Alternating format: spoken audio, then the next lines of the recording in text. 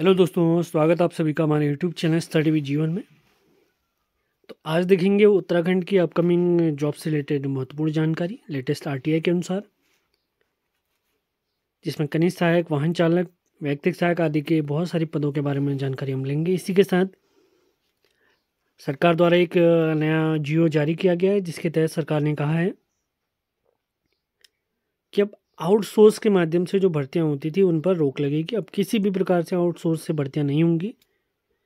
इसी क्रम में देखेंगे सींचपाल और फॉरेस्ट गार्ड भर्ती की जानकारी। इससे पहले चैनल पर आप नए हैं तो इसे लाइक, शेयर और चैनल को सब्सक्राइब जरूर करें। सभी महत्वपूर्ण लिंक हमारे टेलीग्राम चैनल, व्हाट्सएप चैनल, इनके लिंक वीडियो के डिस्क्रिप्शन में दिए गए हैं। तो सबसे पहले बात कर लेते हैं सींचपाल और फॉरेस्ट गार्ड भर्ती के बारे में। जैसा कि आप सभी को ज्ञात होगा, पिछले वर्ष बहुत सारी खबरें आई थी कि सींचपाल के लगभग 1 से 1.5 हज़ार पद आयोग के पास पहुंच चुके हैं। फिर उन्हें वापस आयोग से मंगा लिया गया था विभाग के माध्यम से। फिर कुछ समय पहले ये खबर आई थी कि जैसे राम भाई हमारे जो बेरोजगार संगठन से जुड़े हुए हैं, वो ये विभाग भी गए थे, सिंचाई विभाग भी गए थे। तो विभाग के द्वारा कहा गया था कि सींचपाल के पदों को समाप्त कर दिया गया है। अब जो भी पद इत्यादि होंगे वो आउटसोर्स के माध्यम से भरे जाएंगे, जितने भी पद होंगे। लेकिन उत्तराखंड सरकार का जो नया जियो आया उसमें कहा गया है कि अब आउटसोर्सिंग से कोई भी भर्ती नहीं होगी। तो इसी क्रम में आप सभी लोगों को बताना है कि सींचपाल की भर्ती अब आउटसोर्स से न होकर ओपन जो हमारी परीक्षा होती है उसके माध्यम से इसकी भर्ती कराई जाएगी।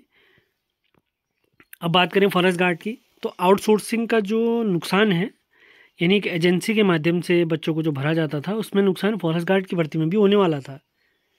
उसमें ये बात कही जा रही थी कि फॉरेस्ट गार्ड के माना 500 पद आने वाले थे, तो उसमें से 200 से 300 पद घटकर आने वाले थे ओपन भर्ती के। लेकिन अब ऐसा बिल्कुल नहीं होगा। अब जितने भी आयोग चाहेगा रिक्त पदों पर भर्ती निकाली जाएगी। उसका एक प्रॉपर एग्जाम होगा। फॉरेस्ट गार्ड में तो आप जानते हैं बेसिक सा सिलेबस रहता है 100 अंकों का। अब सींचपाल का सिलेबस क्वालिफिकेशन, फॉरेस्ट गार्ड का सिलेबस क्वालिफिकेशन क्या रहेगी, इसके बारे में जो भी अपडेट हमें प्राप्त होगी वो आपको बता दिया जाएगा। इसी क्रम में आप लोगों को बताएं, जो यूकेपीएससी का एसआई का रिजल्ट था उस पर भी कार्रवाई चल रही है। आरओ लेखा का जो रिजल्ट है उस पर भी कार्रवाई चल रही है। कोई लेटेस्ट अपडेट जैसे हमें प्राप्त होती है उसकी जानकारी आपको दे दी जाएगी। चैनल पर नए हैं तो उसे लाइक, शेयर और चैनल को सब्सक्राइब जरूर करना है। अब देखते हैं लेटेस्ट आरटीआई के अनुसार, जो अप्रैल माह की आरटीआई है उसके अनुसार यूके के पास कितने पदों के अध्याचन पहुंच चुके हैं।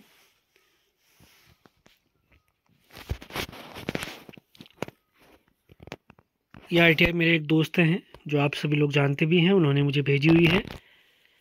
तो इसमें बताया गया है, चाहिए सूचना के अनुसार अवगत कराना है कि आयोग को विभिन्न विभागों के अंतर्गत सबसे पहले हैं वाहन चालक के 27 पद, वैयक्तिक सहायक के 52 पद, कनिष्ठ सहायक के 152 पद। इसके बारे में तो ऑलरेडी मैं आपको जानकारी दे भी चुका था।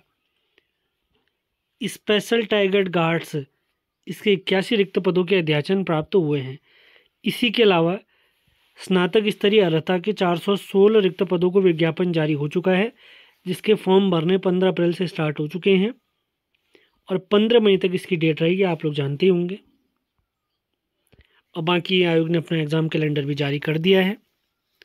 अपनी तैयारियों में आप लोगों ने लगे रहना है। आप लोग जानते हैं यूके जो भी जनरल सिलेबस का एक पेपर कराता है उसमें पूछी जाती है 100 अंकों का पेपर, जिसमें हिंदी रहती है 20 अंकों की, उत्तराखंड रहता है 40 अंकों का, रीजनिंग 10 अंकों की, कंप्यूटर 5 अंकों की, और बाकी रहता है जीएस का पोर्शन। रीजनिंग का कंप्लीट फ्री बैच अगर आप चाहते हैं, कनिष्ठ सहायक भर्ती परीक्षा में जैसे रीजनिंग पूछी गई थी या इससे पहले जो भी अन्य परीक्षा हुई उसमें जो रीजनिंग पूछी गई थी उसी फॉर्मेट पर अगर रीजनिंग का एक फ्री बैच अगर आप चाहते हैं आगामी स्नातक स्तरीय भर्ती परीक्षा के लिए या आपका पुलिस कांस्टेबल भर्ती परीक्षा है, तो मुझे मेरे नंबर 7895127508 पर आपने मैसेज करना है। आपको बैच प्रोवाइड करा दिया जाएगा। अपने सिलेबस के अकॉर्डिंग आप लोगों ने उसमें से वीडियो छांट कर पढ़ लेना है। तो इसी के साथ आज का सेशन समाप्त करते हैं। मिलते हैं अगले वीडियो में। धन्यवाद। अगर कोई आगामी भर्ती के रिगार्डिंग या रिजल्ट के रिगार्डिंग आपके कोई प्रश्न है तो वो भी आप इस वीडियो के कमेंट बॉक्स में हमसे पूछ सकते हैं। जैसे जानकारी हमें प्राप्त होगी आपको जानकारी दे दी जाएगी।